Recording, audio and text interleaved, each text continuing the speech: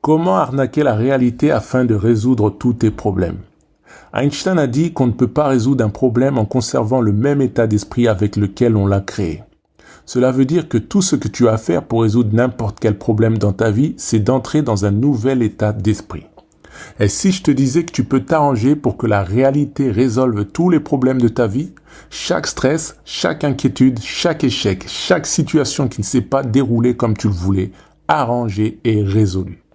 Tu dois penser que c'est trop beau pour être vrai. Et si tu essayais de comprendre cela à un niveau beaucoup plus profond, ce qu'Einstein a dit, c'est juste la solution pour débloquer tous tes problèmes. Einstein était l'un des physiciens les plus célèbres au monde et il a profondément baigné dans le domaine de la physique quantique. Il a compris la nature de notre réalité ainsi que sa connexion avec l'esprit. C'est pourquoi il a aussi dit que l'imagination est plus importante que le savoir. Et c'est à partir de ton esprit que nous allons bluffer la réalité et résoudre tes problèmes. Petite info, plus j'étudie la physique quantique, plus je suis convaincu qu'elle essaie de rattraper la spiritualité ancienne. Si bien que tu pourras bientôt t'attendre à voir naître des guides scientifiques de la manifestation à ta Fnac. Bon, problème. Tout le monde semble en avoir. En tout cas, tout le monde semble en avoir au moins un. Ce mot a tellement de puissance. Mais quand tu le simplifies, un problème c'est juste quelque chose qui ne te plaît pas. C'est juste une réalité non voulue. C'est tout. Point. Voici le truc avec les réalités. Il y a une quantité infinie de réalités parallèles. Ce qui veut dire que celle où existe ton problème en est juste une version. Tu n'es pas obligé de l'accepter. Tout ce que tu as à faire pour te débarrasser de ton problème, c'est de choisir une réalité où ton problème n'existe pas. Et avec ces 3 simples astuces, nous allons arnaquer la réalité afin de résoudre tes problèmes. Astuce numéro 1. La concentration. Pourquoi est-ce que tu ressens des émotions négatives face à tes problèmes? Tout démarre de ce simple fait. À chaque fois que tu ressens une émotion négative, souviens-toi de cette simple chose et ta vie va changer. La seule raison pour laquelle tu ressens un sentiment négatif dans une situation, c'est parce que ton cerveau se concentre sur une chose que tu ne veux pas. C'est tout. Nous oublions que notre concentration est 1. Un choix. 2. Une centralisation de notre attention. Et où l'attention va, l'énergie va. L'erreur que tu continues à faire, c'est de porter attention à ton problème. Tu centralises toute ton énergie dessus. Que tu le veuilles ou pas, l'attention, c'est l'alignement. En tout cas, c'est comme ça que l'univers le perçoit. Tu dois sûrement te dire, ok, Mike, alors, sur quoi est-ce que je dois me concentrer? Est-ce que je dois ignorer complètement mes problèmes? J'avais peur que tu ne me poses pas cette question. Si tu l'aurais pas fait, ça aurait l'air bizarre. C'est simple. Concentre-toi uniquement sur ce que tu veux qu'il arrive, au lieu de ce que tu ne veux pas qu'il arrive et qui génère ces émotions négatives. Parce que ce qui va arriver, c'est que plus tu vas te concentrer sur ce que tu veux qu'il arrive et tu t'en fais une réalité dans ton esprit, plus tu vas générer une émotion positive. Cette émotion positive va littéralement modifier la vibration de la réalité qui te sera présentée et une fois que cette vibration sera modifiée, alors ta réalité elle-même sera modifiée, comme par magie. Et ça transmutera ton problème en quelque chose de paisible. Tu dois d'abord apprendre à être capable de rester calme et serein face à lui. Et si tu veux en savoir plus sur comment faire, je t'invite à suivre mon coaching de psychocybernétique dont le lien est dans la description juste en dessous de cette vidéo. Astuce numéro 2, la réaction émotionnelle. Je me souviens comment j'étais mal. Je venais juste de quitter l'appartement de ma mère pour mon premier appartement solo. Pour info, tu ne peux pas te rendre compte à quel point la vie est chère en tant que jeune adulte jusqu'à ce que tu ne quittes tes parents. Je me rappelle qu'à l'époque, je venais de payer le loyer et de faire les courses. J'avais fumé toutes mes thunes en payant toutes ces factures. Ce qui signifiait que je n'avais plus un rond. J'étais à sec. Et comme si l'univers voulait littéralement me casser les bonbons, je me suis mangé un PV. En regardant ce morceau de papier, j'étais complètement démoralisé. J'ai levé les yeux au ciel et je me suis dit, mais pourquoi moi ? Et ainsi, je venais de tout simplement perdre à ce jeu de l'univers. N'oublie jamais cela.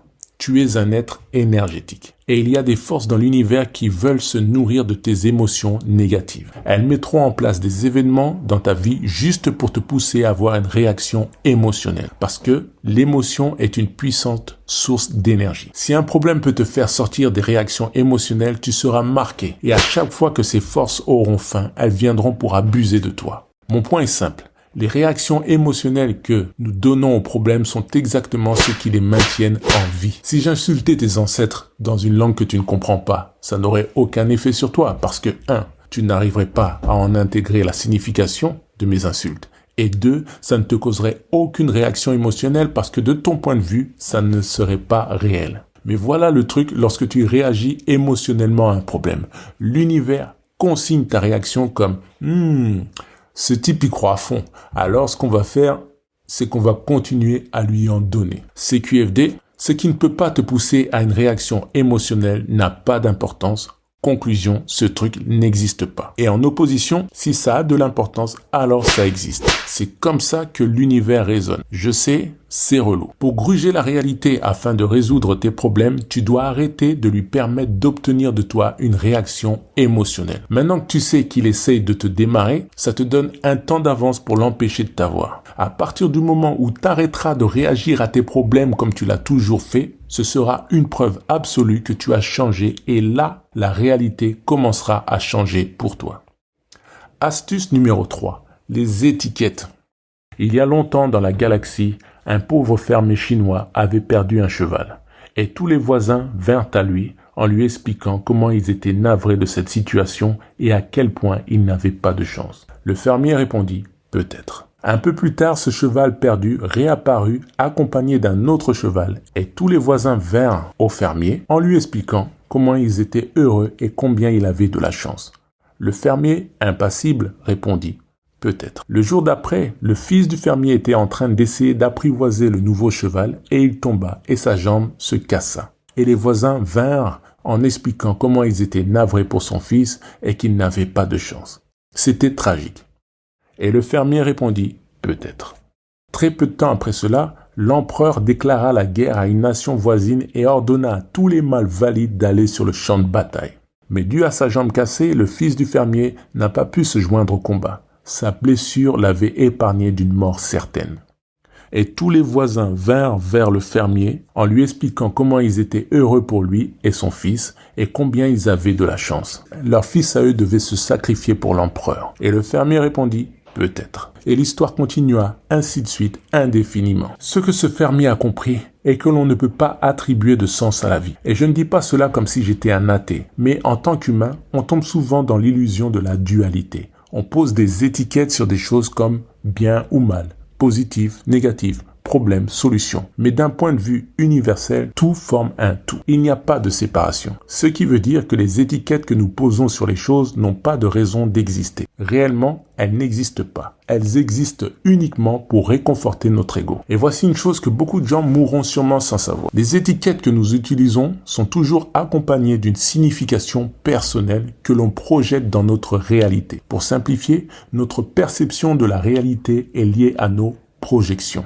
C'est ce que j'appelle une boucle de réalité. Être piégé dedans est extrêmement dangereux parce que le sens que tu donnes aux choses finit par devenir une vérité dans ta réalité. Et soudainement tu dis « Ah, t'as vu, je t'avais dit que tous les hommes sont des chiens. Oh, je le savais, ils ne donnent aucune opportunité aux noirs. Je savais que t'allais me laisser tomber. » Ton ego meurt d'envie d'avoir raison. Mais cette chose n'existe que parce que tu lui as mis une étiquette. Un problème est une réalité non désirée, enrobée d'une émotion négative. Et cette émotion est prélevée. Et ensuite, elle est collée à toi comme de la glu. Elle est littéralement collée à toi et à ton problème. J'ai besoin que tu t'imagines cela. Toutes les fois où tu désignes quelque chose comme étant un problème, tu te scotches toi-même à lui à cause de l'état émotionnel négatif que tu lui attaches. Maintenant, pour faire en sorte que la réalité résolve ton problème, la première chose à faire est de ne plus l'appeler problème. Si tu considères ta réalité comme un problème, elle le sera.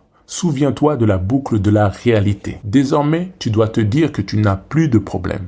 Parce que si tu continues, tu continueras à en avoir. Je sais que je viens de créer une sacrée confusion dans ton esprit.